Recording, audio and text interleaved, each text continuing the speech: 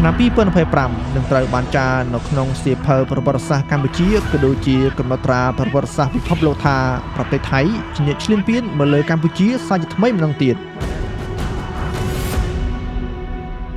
នេះមិនមែនជាចំនួនព្រំដែនធម្មតានោះទេតែវាជាការឈ្លានពានយ៉ាងពិតប្រាកដដែលមិនអាចប្រកែកបានបើយើងបកមកមើលសង្គ្រាម5ថ្ងៃដែលបានផ្ដើមឡើងដល់ថៃនោះយើងនឹងយល់កាន់តែច្បាស់ថាវាលើសពីសង្គ្រាមធម្មតាជាក់ស្ដែងនៅក្នុងសង្គ្រាម5ថ្ងៃថៃបានប្រព្រឹត្តឧក្រិដ្ឋកម្មសង្គ្រាមប្រឆាំងនឹងមនុស្សជាតិជាច្រើនមកលើកម្ពុជាមានជាអាចការបាញ់ស្មានពុលនិងការទម្លាក់ក្របចង្កោមមកលើកម្ពុជាលើពីនេះទៅទៀតនៅថ្ងៃទី1នៃសង្គ្រាម5ថ្ងៃយោធាថៃបានប្រើយន្តហោះ F-16 ទម្លាក់ក្របបាញ់មកលើប្រាសាទព្រះវិហារយ៉ាងដំណំដែលនេះវាអាក្រក់សឹងថារោគអ្វីមកបរិយាយបានឡើយពីព្រោះថាប្រាសាទព្រះវិហារមិនត្រឹមតែជាសម្បត្តិដែលមិនអាចកាត់ថ្លៃបានរបស់កម្ពុជានោះទេតែវាក៏ជាសម្បត្តិបេតិកភណ្ឌរបស់មនុស្សជាតិមួយផងដែរកាន់តែសាហាវយងខ្នងជាងនេះទៅទៀតក្រោយពីបទច្បាញ់បានចូលជាធរមានពលគឺនៅថ្ងៃទី29ខែកក្កដាឆ្នាំ2025វេលាម៉ោង 7:50 នាទីព្រឹកទាហានថៃបានហៅទាហានខ្មែរមកថតរូបជាអនុស្សាវរីយ៍ជាមួយនឹងគ្នាតែភ្លាមនោះទាហានថៃបានបញ្ជាឲ្យក្រុមរបស់ខ្លួនដែលលាក់ខ្លួននៅក្នុងព្រៃបានយកកំភ្លើងមកភ្ជង់និងបានចាប់កងកម្លាំងរបស់កម្ពុជាចំនួន20នាក់ហើយមានម្នាក់ត្រូវបានថៃបាញ់សម្លាប់ចោលនៅមួយកន្លែងរីឯ20នាក់ផ្សេងទៀតត្រូវបានចាប់ឃុំឃាំងធ្វើជាចំណាត់ខ្មាំងចូលមកដល់ព្រឹកថ្ងៃពហុទី31ខែកក្កដាឆ្នាំ2025ស្នាក់សពរយៈកងទ័ពកម្ពុជាមួយរូបដែលទាហានថៃបានបាញ់សម្លាប់ចោលនោះត្រូវបានភៀកគីថៃបញ្ជូនត្រឡប់មកឲ្យកម្ពុជាវិញដែលត្រង់ប្រការនេះប្រជាពលរដ្ឋកម្ពុជាមិនអាចទទួលយកបានសោះឡើយកាន់តែមិនអាចទទួលយកបានជាងនេះទៅទៀតមួយថ្ងៃតែប៉ុណ្ណោះពលគឺនៅថ្ងៃទី1ខែសីហាឆ្នាំ2025វេលាម៉ោង11ព្រឹកថៃបានបញ្ជូនត្រឡប់មកវិញតែ2រូបតែប៉ុណ្ណោះនៅវរៈកងទ័ពកម្ពុជាដែលថៃបានចាប់ធ្វើជាចំណាត់ខ្មាំងនោះថ្ងៃទី1ខែសីហានេះជាថ្ងៃដែលធ្វើឲ្យរាជខ្មែរទូទាំងនគរមិនអាចបំភ្លេចបានឡើយនៅទង្វើដ៏មហាសែនប្រៃសៃរបស់ថៃដែលបានធ្វើមកលើវរៈកងទ័ពដ៏អង់អាចក្លាហានរបស់កម្ពុជាដែលពួកគេបានធ្វើទរណកម្មយ៉ាងសាហាវឃោរឃៅជាទីបំផុតដែលបានបណ្ដាលឲ្យលោកមិនអាចដើរបានប្រក្រតីដោយលោកត្រូវជិះលើរទេះជនពិការឆ្លងខណ្ឌសីមាចូលមាតុភូមិដ៏កំសត់ដែលនេះគឺយើងពិបាកនឹងពណ៌នាខ្លាំងមែនទែននៅទស្សនវិជ្ជាមួយនេះបន្ថែមពីនេះវរៈកងទ័ពទាំងពីរនេះត្រូវបានដឹកតាមរថយន្តសង្គ្រោះបន្ទាន់ទៅសង្គ្រោះបន្តនៅឯមន្ទីរពេទ្យភ្លាមតែម្ដងហើយថ្ងៃទី1ខែសីហានេះវាបានវាប្រហារផ្លូវចិត្តវិជារាជខ្មែរយ៉ាងខ្លាំងហើយថ្ងៃនេះនឹងត្រូវបានកត់ត្រាពីសន្តានរបស់ជនឈ្លានពានទាំងអស់នេះតកូនតចៅថាជនជាតិសាសន៍សៀមនេះគឺពិតជាសាហាវជាងសត្វធាតុទៅទៀតនៅមិនទាន់អស់នៅឡើយទេថៃនៅតែបន្តឃុំឃាំងនៅវរៈកងទ័ពកម្ពុជាទាំង18រូបទាំងខុសច្បាប់អន្តរជាតិអស់រយៈពេល155ថ្ងៃទើបតែនៅព្រឹកថ្ងៃពុធថ្ងៃទី31ខែធ្នូឆ្នាំ2025ថ្មីនេះទេទើបថៃយកព្រមដោះលែងយោធិនកម្ពុជា18នាក់ឲ្យត្រឡប់មកកម្ពុជាវិញក្រោយពេលដែលភាគីទាំងពីរបានយល់ព្រមត្រឡប់មករកបទច្បាញ់វិញបន្ទាប់ពីបានច្បាំងគ្នាអស់រយៈពេល21ថ្ងៃ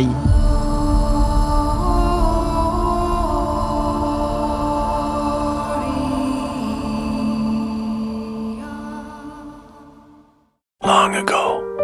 before time was measured in clocks or calendars, a tale began to whisper carried from breath to breath across generations of a land kissed by golden light. Cradled at the edge of the world where nature spoke in ancient tongues, there hidden in the mist and mystery grew a sacred tree. Its scent was not just perfume,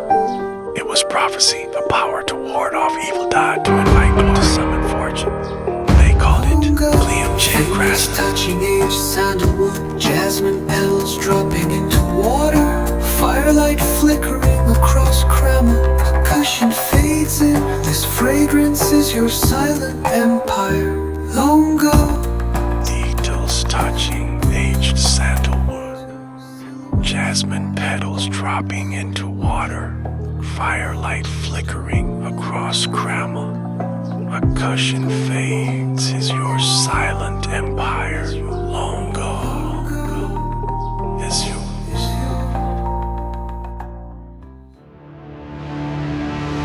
ក្រោយពីបទចុបបាញ់កម្ពុជាថៃបានចូលជាធរមាននៅខែកក្កដារួចមកភាគីកម្ពុជាបានរក្សានៅការអនុវត្តបទចុបបាញ់នេះយ៉ាងខ្ជាប់ខ្ជួនផ្ទុយពីភាគីកម្ពុជាថៃបានបន្តរំលោភបំពានទៅលើបទចុបបាញ់នេះម្ដងហើយម្ដងទៀតដោយមិនខ្លាចរអានរណាឡើយហ ហើយចូលមកដល់ចុងខែកក្កដានិងអំឡុងខែសីហាទង្វើរំលោភបំពានបានស្ដែងយ៉ាងច្បាស់នៅសកម្មភាពក្រុមកងកម្លាំងបដិអាវុធដែលថៃបានធ្វើសកម្មភាពរីព័ទ្ធបន្លាលួយកដេបជារដ្ឋស្លូតត្រង់កម្ពុជាស្រស់តែម្ដងជាស្ដែងនៅថ្ងៃទី12ខែសីហាពលរដ្ឋចំនួន12គ្រួសារស្មើទៅនឹង59នាក់នៅភូមិព្រៃច័ន្ទនិងច្រកព្រំដែនជោគជ័យស្ថិតនៅក្នុងអូ3ជាន់ឃុំអូ3ជាន់ស្រុកអូជ្រៅខេត្តបន្ទាយមានជ័យត្រូវបានយោធាថៃបណ្ដេញចេញពីលំនៅឋាននិងបានដាក់បន្លាលួមិនឲ្យពលរដ្ឋចូលទៅផ្ទះរបស់ពួកគាត់បាននោះទេបើយោងតាមលោកអ៊ំរិត្រីអភិបាលខេត្តបន្ទាយមានជ័យក្នុងចំណោមពលរដ្ឋខ្មែរដែលថៃបណ្ដេញចេញពីលំនៅឋាននេះគឺមានជនពិការ4នាក់ស្ត្រីមានផ្ទៃពោះ2នាក់និងកុមារ6នាក់ផងអភិបាលខេត្តបន្ទាយមានជ័យបានបញ្ជាក់ប្រាប់ក្រុមសារព័ត៌មានដែលបានចុះទៅរាយការណ៍នៅទីតាំងផ្ទាល់ដែលបានដឹកនាំដោយក្រសួងព័ត៌មាននៅថ្ងៃទី15ខែសីហាថាផ្ទះប្រជាពលរដ្ឋ12គ្រួសារនោះត្រូវបានកងកម្លាំងថៃបានវាយកំទេចរបងចោលទាំងអស់រួមទាំងប៉ុស្តិ៍ត្រួតពិនិត្យរបស់ខ្មែរទាំងពីរកន្លែងផងដែរនៅភូមិព្រៃច័ន្ទអូ3ជាន់នេះគឺមានសកម្មភាពច្រើនណាស់ដែលកងកម្លាំងបដាប់អាវុធថៃបានធ្វើអំពើយ៉ាងសាហាវឃោរឃៅមកលើប្រជាពលរដ្ឋកម្ពុជាហើយយើងទាំងអស់គ្នាប្រហែលជាបានឃើញបានដឹងបានឮរួចមកហើយនៅសកម្មភាពបំពេញដោយក្រុមបដាប់អាវុធថៃដោយមានការប្រទីងបន្ទង់គ្នាខ្លាំងមែនទែនជាមួយប្រជាពលរដ្ឋខ្មែរដែលកំពុងតែរស់នៅក្នុងតំបន់នោះក្នុងការទាមមកវិញនៅផ្ទះសម្បែងនិងដីស្រែចម្ការរបស់ពួកគាត់ហើយការប្រទីងបន្ទង់គ្នានេះបានកើតចេញជាសកម្មភាពរំខានប្រមាថនិងអមនុស្សធម៌មកលើប្រជាពលរដ្ឋកម្ពុជាជាច្រើនរូបភាពដូចជាសកម្មភាពក្រុមជ្រុលយមថៃបានចាក់សម្លេងរំខានដល់ប្រជាពលរដ្ឋរស់នៅតំបន់នោះនៅពេលយប់មានជាសម្លេងខ្មោចព្រាយឬក៏សម្លេងឆ្កែលូជាដើម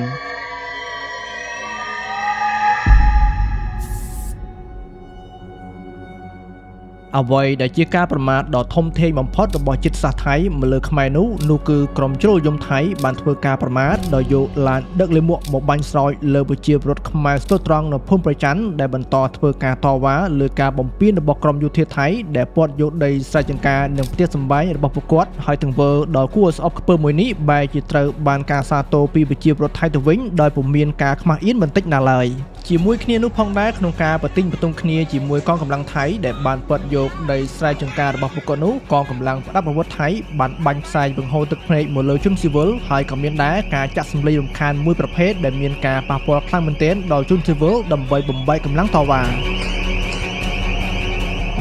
កាន់តែក្តៅជាងនេះទៅទៀតនោះគឺនៅថ្ងៃទី12ខែវិច្ឆិកាកងកម្លាំងប្រដាប់អាវុធថៃបានបាញ់រះមកលើជនស៊ីវិលខ្មែរដែលបានបណ្ដាលឲ្យពលរដ្ឋខ្មែរម្នាក់ត្រូវបានស្លាប់បាត់បង់ជីវិតនិងរបួសជាច្រើនអ្នកផ្សេងទៀតសម្បីតែព្រះសង្ឃខ្មែរដែលបានទៅចូលរួមប្រឆាំងនឹងការរំលោភបំពានថៃក៏ថៃបានបាញ់រះដោយមិនស្ដាយសំណោះបន្តិចណាឡើយហើយនេះគឺជាទង្វើអមនុស្សធម៌ដ៏សាហាវជាទីបំផុតមួយក្រៅពីនៅអូ3ជាន់នេះនៅតំបន់មួយចំនួនផ្សេងទៀតក៏កងកម្លាំងថៃនៅតែបន្តរំលោភបំពានលើដែនអធិបតេយ្យភាពកម្ពុជាដូចគ្នាចឹងដែរជាស្ដែងនៅតំបន់អានសេះកាលពីថ្ងៃទី4ខែសីហាកងកម្លាំងបដាប់អាវុធថៃបានរីបន្លាលួនិងបានប្រើប្រាស់គ្រឿងចាក់ធុនឈូសឆាយធ្វើផ្លូវលើដែនអធិបតេយ្យភាពរបស់កម្ពុជាជាបន្តបន្ទាប់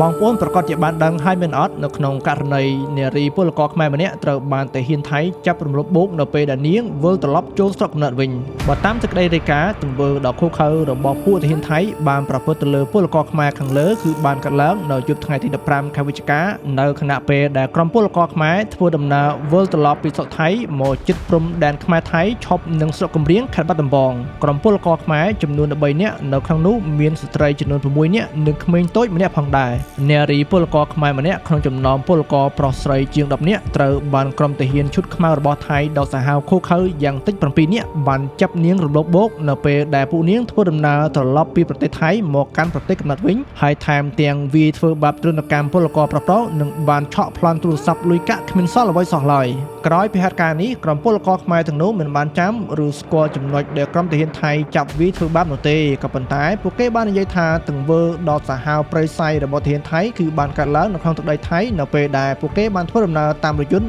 មកជិតព្រំដែនខ្មែរថៃអូនតែគេលោបវាមកដល់វាប្រាប់ខ្ញុំថានេះគេលោបខ្ញុំលំ7នាក់បានសម្រេចទាំង7នាក់គឺវាអូនវាអាទាហាននោះវាលោបរួចវាអៀវកមីអូនឆ្លងទិឆ្លងអូមកមីអូនទៅប្រាប់ខ្ញុំពួកខ្ញុំណាតែវាលោបរួចវាថាវាខ្លាចមីអូនលងទិងាប់ដែលវាអស់កម្លាំងអីវាអៀវកឆ្លងមីអូនមកដល់ព្រំដែនក៏វាភ្លើងវាគ្រប់ដៃជួងពួកខ្ញុំអីក្រាបពួកខ្ញុំក្រាបហើយវាលូតទឿនលូតថាក់លូតទឿន ផ្លាទឹកដាមុឈាមបែកមុលហាមខ្ញុំទឹកទ្រូងវាវាយរឿងជឿរួយវាឲ្យយើងដើរឆ្លងផ្លាលួសទៅផ្លាលួសវាដាក់តាមព្រំឆ្លងណាឆ្លងផុតណាឆ្លងផុតវាថាក់វាវាយធ្វើបាបរួចយកទៅបោះយើងអស់លីងទៅឲ្យយើងឆ្លងមកហើយប្រាប់ថាឆ្លងទិនឆ្លងទិនឲ្យបាញ់ ចំពោះរឿងរ៉ាវដែលយើងបានរៀបរាប់ខាងលើនេះគឺជាព្រឹត្តិការណ៍សំខាន់ៗដែលបានកើតឡើងតាំងពីសង្គ្រាម5ថ្ងៃរហូតមកដល់ថៃធ្វើការឈ្លានពានមកលើយើងជាលើកទី2ចាប់តាំងពីមានបទច្បាញ់នៅឯម៉ាឡេស៊ីមកថៃបានបន្តឈ្លានពានមកលើយើងម្ដងហើយម្ដងទៀតរហូតដល់ចំណុចមួយដែលភាគីទាំងពីរនិយាយលេងស្ដាប់គ្នាក៏បានប្រែក្លាយទៅជាសង្គ្រាមលើកទី2ដែលសង្គ្រាមលើកនេះគឺមានរសើលភាពធំធេងជាងមុនរាប់សិបដងដែលសឹងតែគ្មាននរណាម្នាក់រំពឹងទុកថាថៃបើកការវិបហាមកលើកម្ពុជាជាលក្ខណៈធំធេងបែបនេះនោះទេប្រតិបត្តិការសង្គ្រាមថៃឈ្លានពានមកលើកម្ពុជាលើកនេះគឺវាខុសប្លែកពីសង្គ្រាម5ថ្ងៃត្រង់ថាការពីសង្គ្រាម5ថ្ងៃខាងថៃប្រើលេសថាវាកម្ពុជាក្រុមហេតុផលដើម្បីការពារខ្លួននិងការពារដែនធិបតេយ្យភាពរបស់ខ្លួនហើយនៅក្នុងនោះថៃបានប្រើនៅផែនទីជាឯកតោភាគីដែលខុសដោយខ្លួនឯងយកមកទាមទារនិងបានលើកឡើងថាប្រាសាទតាកបីតាមុនតូចតាមុនធំនិងតំបន់មួយចំនួនផ្សេងទៀតគឺស្ថិតនៅក្នុងដែនធិបតេយ្យភាពរបស់ពួកគេក៏ប៉ុន្តែបកមកមើលការឈ្លានពានមកលើកម្ពុជាជាលើកទី2នេះវិញសម្រាប់មេទ័ពថៃបានប្រកាសថា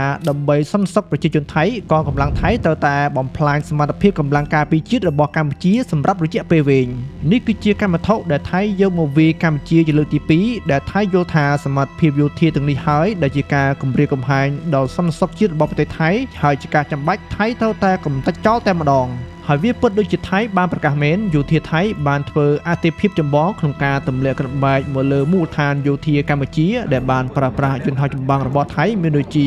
F-16 Gripen និង T-50 បានហោះចូលយ៉ាងជ្រៅក្នុងដែនអធិបតេយ្យភាពរបស់កម្ពុជាបានដល់សេរីដោយពុំមានការរំខានណាមួយពីប្រព័ន្ធការពារដែនអាកាសរបស់កម្ពុជានោះឡើយ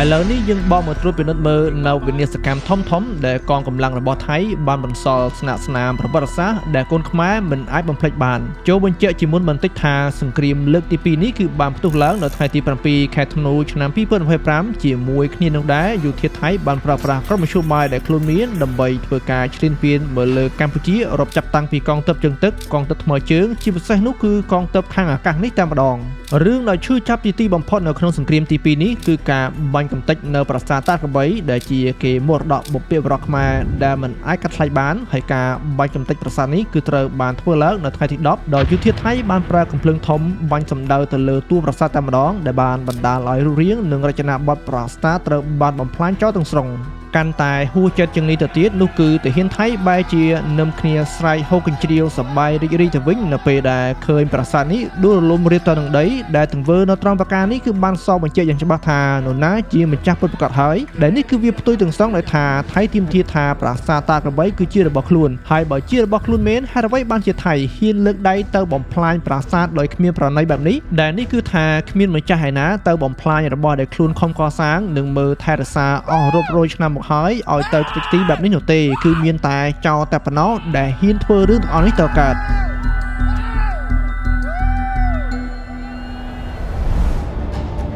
បកក្រឡេកមកមើលប្រាសាទព្រះវិហារនេះវិញជាការពិតប្រាសាទព្រះវិហារថៃបានទម្លាក់គ្រាប់បែករួចម្ដងមកហើយនៅក្នុងសង្គ្រាម5ថ្ងៃក្នុងខែកក្កដាហើយចូលមកដល់ក្នុងសង្គ្រាមតង់ទី2នេះក៏ថៃនៅតែបន្តយកប្រាសាទព្រះវិហារជាគោលដៅវាយប្រហារដដែលយោធាថៃបានសម្រុកបាញ់កាំភ្លើងធំពីចម្ងាយរថក្រោះបាញ់បុកដ្រូនឈប់យោកាដ្រូនអត្តឃាតដ្រូនបាញ់សាញ់ពុលនិងការទម្លាក់គ្រាប់បែកយ៉ាងសន្ធោសន្ធៅចូលក្នុងតំបន់ប្រាសាទព្រះវិហារមកដល់ពេលនេះគេមិនទាន់អាចវិតម្លៃចុងក្រោយនៃទំហំផលប៉ះពាល់មកលើប្រាសាទព្រះវិហារបាននៅឡើយទេតែគេសន្និដ្ឋានជាបឋមថាប្រាសាទព្រះវិហារអាចរងការបំផ្លិចបំផ្លាញធ្ងន់ធ្ងរជាងការផ្ទុះអាវុធលើកទី1កាលពីចុងខែកក្កដាឆ្ងាយណាស់បងប្អូនប្រហែលជាបានទស្សនានៅវីដេអូដែលបានបញ្ចេញដោយក្រុមយោធាថៃរួចហើយមែនអត់នៅក្នុងវីដេអូនោះគឺបានបង្ហាញនៅការបាញ់កំទេចហេដ្ឋារចនាសម្ព័ន្ធនៅប្រាសាទព្រះវិហារដែលនេះគឺជារឿងដែលគួរឲ្យស្អប់ខ្ពើមជាសកលតែម្ដងព្រោះថាប្រាសាទព្រះវិហារក៏ជាសម្បត្តិបេតិកភណ្ឌពិភពលោកមួយដែរហើយមួយវិញទៀតប្រាសាទព្រះវិហារគឺជាកម្មសិទ្ធិស្របច្បាប់របស់កម្ពុជា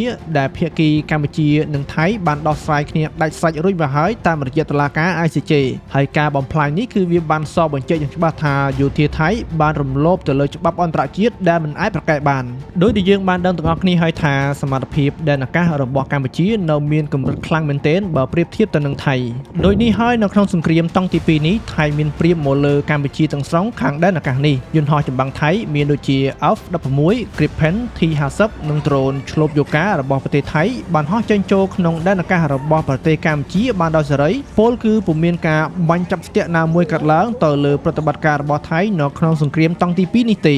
ដោយនេះហើយវាបានលេចចេញនៅសំណួរជាច្រើនជាពាក់ព័ន្ធទៅនឹងប្រព័ន្ធការពារដែនអាកាសរបស់កម្ពុជាឬដែលយើងហៅថាសម្ដេចមេឃនោះហើយគោលដៅរបស់ពួកគេគឺហោះចូលជ្រៅបែបនេះគឺដើម្បីកំទេចនៅបន្ទាយទាហានកម្ពុជាជាអតិភិបតែម្ដងដោយថៃបានស្ទាបស្ទង់ឃើញថាកម្ពុជាមានកង្វះខាតទៅលើប្រព័ន្ធការពារដែនអាកាសបែបនេះហើយទើបវាបានបើកភ្លើងខៀវឲ្យថៃប្រហើនចូលកាន់តែជ្រៅក្នុងដែនអធិបតេយ្យភាពរបស់កម្ពុជាពលគឺរហូតចូលទម្លាក់ក្របបែកដល់ស្រុកសៃស្នំខេត្តសៀមរាបដែលពុំមែនជាខេត្តជាព្រំដែនជាមួយនឹងថៃនោះទេ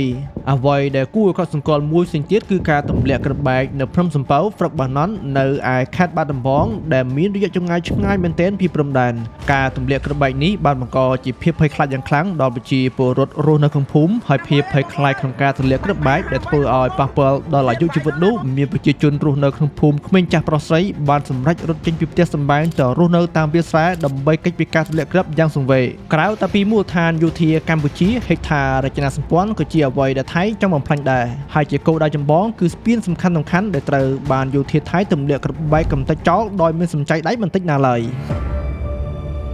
ជាស្ដែងនៅវេលាម៉ោង 11 យប់ថ្ងៃទី 19 ខែធ្នូឆ្នាំ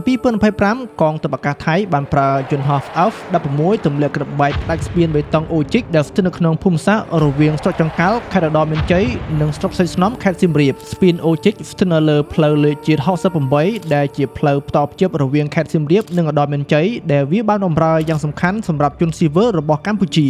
មានឧទាហរណ៍មួយផ្សេងទៀតនៅព្រឹកព្រលឹមថ្ងៃទី 13 ខែធ្នូឆ្នាំ 2025 យោធាថៃបានប្រើប្រាស់យន្តហោះ F-16 ទម្លាក់ក្របបែកផ្ដាច់ស្ពានមេទឹកដែលវាស្ថិតនៅលើកំណត់ផ្លូវជាតិលេខ 55 ដែលបានផ្តភ្ជាប់ពីទីរួមខេត្តពោធិ៍សាត់ទៅតំបន់ថ្មដាស្រុកវាលវែងដែលបានបម្រើដល់ជីវភាពរស់នៅរបស់ប្រជាជនកម្ពុជាស្ពានគឺជារឿងសំខាន់បំផុតនៅក្នុងវិស័យដឹកជញ្ជូនបើស្ពានត្រូវបានកាត់ផ្ដាច់នោះវាប្រៀបបានទៅនឹងការផ្ដាច់នៅចរន្តឈាមមួយយ៉ាងដែរហើយការផ្ដាច់ស្ពានគឺជាការបង្អាក់នៅការផ្គត់ផ្គង់អាវុធនិងស្បៀងទៅកាន់សមរភូមិដូចគ្នាអញ្ចឹង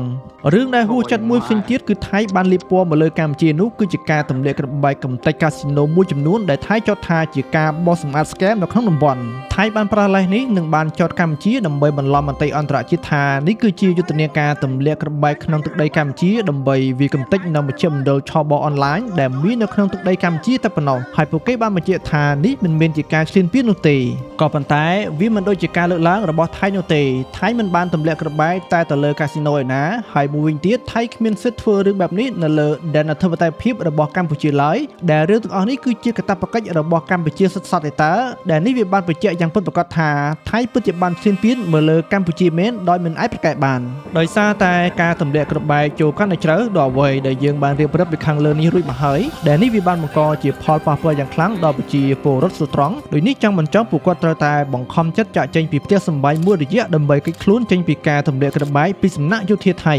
នៅក្នុងសង្គ្រាមតង់ទី2នេះប្រជាជនដែលរងគ្រោះខ្លាំងបំផុតគឺជាប្រជាពលរដ្ឋដែលរស់នៅក្នុងភូមិភាគទី4រួមមានខេត្តឧត្តរមានជ័យបន្ទាយមានជ័យនិងព្រះវិហារដែលបានធ្វើឲ្យប្រជាជនរាប់ពាន់គ្រួសារដែលស្មើទៅនឹងរាប់ម៉ឺននាក់ត្រូវបានបង្ខំចិត្តរត់ចាក់ចេញពីផ្ទះសម្បែងមកស្នាក់នៅក្នុងជំរំភៀសខ្លួនជាបណ្ដោះអាសន្ននៅក្នុងរយៈកាលសង្គ្រាមតង់ទី2នេះវាបានធ្វើឲ្យតួលេខនៃជនភៀសសឹកមានចំនួនច្រើនខ្លាំងមែនទែនដែលជាក្តីបារម្ភដ៏ធំមួយក្នុងការរៀបចំតំបន់បំរុងសម្រាប់ពួកគាត់ព្រោះថាគិតត្រឹមពេលនេះចំនួនជនភៀសសឹកគឺកើនឡើងជាង63,000នាក់ឯណោះហើយប្រសិនបើពុំបានតាមដានដោយយកចិត្តទុកដាក់ទេនឹងសង្គ្រាមនៅតែបន្តអូសបន្លាយនៅក្នុងរយៈពេលយូរកម្ពុជាក៏អាចធ្លាក់ចូលនៅក្នុងវិបត្តិជនភៀសសឹកបានដែរហើយប្រសិនបើបណ្ដោយឲ្យធ្លាក់ដល់ដំណាក់កាលនេះចង់មិនចង់សកម្មភាពអាណាធិបតេយ្យអំពើលួចឆក់ប្លន់នឹងកើតចេញជារូបរាងបានផងដែររឿងដែលក្តុកក្តួលជាទីបំផុតនៅក្នុងសង្គ្រាមលើកទី2នេះគឺជាការលះបង់ដ៏ធំធេងនិងការពាក់លីរបស់វីរៈកងទ័ពកម្ពុជាគុណឪពុកគុណម្ដាយជួយកូនចៅបង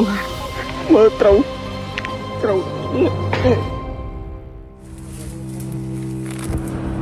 បងប្អូនណាក៏ដូចបងប្អូនណាដែរឲ្យតែមានឈាមជ័រជាខ្មែរប្រកាសជាទប់ទឹកភ្នែកមកបាននោះទេទាំងខ្ញុំទាំងគេបន្ទាប់ពីបានឃើញនៅវីដេអូដែលបានចែកចាយនៅលើបណ្ដាញសង្គមនិងដំណឹងដ៏សែនសោកសៅពីសមរភូមិមុខពីការពារលីរបស់ពួកគាត់បានលះបង់ឈាមស្រស់សាច់ស្រស់ដើម្បីការពារនៅមាតុភូមិរបស់យើងលោកស៊ូស្លាប់មិនរត់ចោលគ្នាសោះឡើយស៊ូដល់ទំហំចុងក្រោយបើទោះបីជាលោកគ្មានសង្ឃឹមថានឹងបានវិលត្រឡប់ជួបជុំប្រពន្ធកូនយ៉ាងណាក្តីអស់ហើយ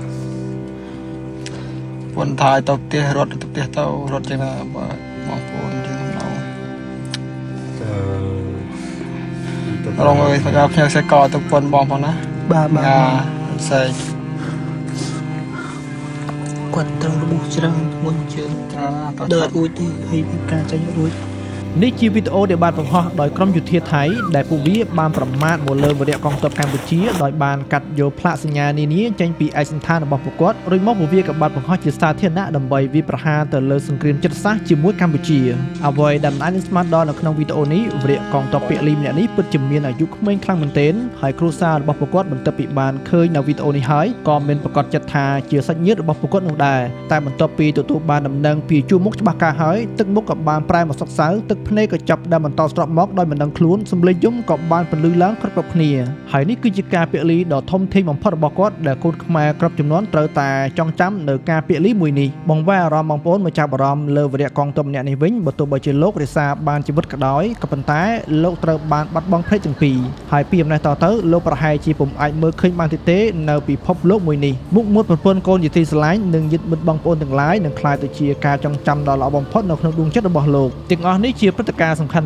ដែលត្រូវបានប្រព្រឹត្តពីយោធាដ៏សាហាវឃោរឃៅរបស់ថៃហើយទង្វើទាំងអស់នេះនឹងត្រូវបានកត់ត្រាជាប្រវត្តិសាស្ត្រនិងជាការចងចាំសម្រាប់ខ្មែរគ្រប់ជំនាន់បើបងប្អូនជាខ្មែរបន្ទាប់ពីបានទស្សនានៅវីដេអូនេះហើយសូមចងចាំទុកនៅទង្វើទាំងអស់នេះហើយត្រូវយល់ថាហេតុអ្វីបានជាគេអាចធ្វើទង្វើដ៏សាហាវឃោរឃៅទាំងអស់នេះមកលើយើងបានចម្លើយដ៏សាមញ្ញបំផុតនោះគឺប្រទេសកម្ពុជារបស់យើងគឺនៅខ្សោយជាងគេឆ្ងាយណាស់ហើយយើងកំពុងតែរស់នៅក្នុងពិភពលោកមួយត្រីធំស៊ីត្រីតូចហើយបើយើងនៅតែមិនបន្តរីកចម្រើនធំធាត់តាទេចង់មិនចង់យើងនឹងខ្លាចទៅជាកម្មធុកនៃការឈ្លានពានរបស់គេជាបន្តបន្ទាប់ផ្ទុយមកវិញយើងត្រូវតែយកវាជាមេរៀននិងត្រូវតែធ្វើខ្លួនឲ្យខ្លាំងទើបគ្មានសត្រូវណាអាចមកបៀតបៀនយើងបន្តទៀតបាន